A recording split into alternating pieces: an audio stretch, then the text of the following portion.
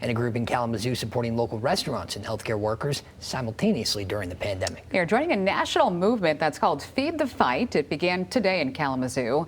Fox 17's Lauren Edwards joining us live after speaking with a few people involved today. Lauren? Doug and Janice, the folks here in Kalamazoo doing something good, bringing that Feed the Fight movement that is going on everywhere in the country, bringing it here to Kalamazoo, giving people, everyday folks like you and me, an opportunity to support local businesses and restaurants like Maggie's Cafe behind me and healthcare workers.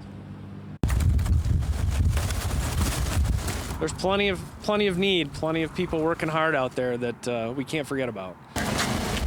Chuck Rudnick and his team at Maggie's Cafe and Catering, making sure healthcare workers are taken care of during the pandemic.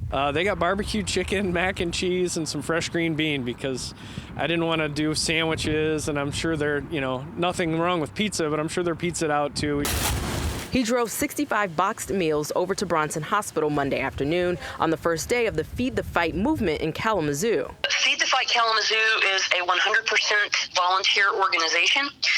What we do is we accept tax-deductible donations from the public that the organization uses to purchase meals from local restaurants and then have volunteers drive them to area hospitals. Organizer Sally Hayden says during the first week, over $2,000 was raised. Big and small, we have people giving in all sorts of sizes.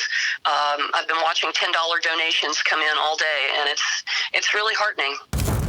Hayden says the movement actually began in D.C. and quickly spread all over the country. She's grateful to see it begin here and to see so many people excited to support the local economy and healthcare workers. And it seems like they're the ones under the most stress. They see the most.